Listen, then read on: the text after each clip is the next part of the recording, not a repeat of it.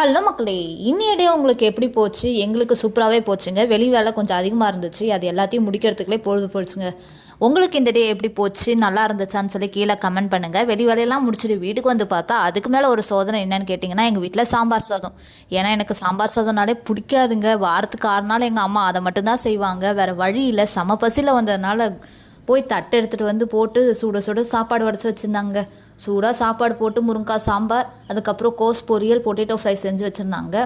பசியில் பிடிக்கலனாலும் சாப்பிட்டு தானே ஆகணும், அதனால் எடுத்து வச்சு சாப்பிட ஆரம்பிச்சிட்டாங்க. இதுக்கு ஆப்ஷனலாக எங்கள் அம்மா என்ன கொடுத்துருந்தான்னு பார்த்தீங்கன்னா, பால் ஏடுங்க. அது வந்து எனக்கு சாப்பாடில் போட்டு சாப்பிட்டா ரொம்பவே பிடிக்கும். அதனால் அதையும் வச்சு மேனேஜ் பண்ணி நான் சாப்பிட்டு முடிச்சிட்டேங்க. அதுக்கப்புறமா வந்து மாம்பழம் அரைஞ்சி கொடுத்தாங்க. அது ரொம்பவே எனக்கு பிடிக்கும். அது சீசனில் தான் கிடைக்குன்றதுனால மாம்பழமும் சாப்பிட்டு முடிச்சாச்சு. என்ன தான் நம்ம வந்து சாப்பாடு சாப்பிட்டு முடித்தாலும் கொஞ்ச நேரம் கழித்து பசி எடுக்குங்க. ஏன்னா அது ஸ்நாக்ஸ் பசி. யாருக்கெல்லாம் இந்த மாதிரி இருக்குன்னு சொல்லி கீழே கமெண்ட் பண்ணுங்கள். எனக்கு வந்து சாப்பாடு சாப்பிட்டு முடிச்சது ஏதாவது ஸ்நாக்ஸ் சாப்பிட்டா தான் அது சாப்பிட்ட ஃபீலே இருக்குங்க.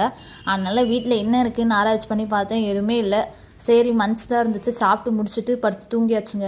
அதுக்கப்புறமா வந்து போர் அடிக்குதே, என்னடா பண்ணலான்னு பார்த்தப்ப தான் வந்து இன்ஸ்டாவில் ஒரு ரீல்ஸ் பார்த்தேங்க, கொரியன் ட்ராமா. அது நல்லா இருந்துச்சு, ரொம்பவே எமோஷனல்.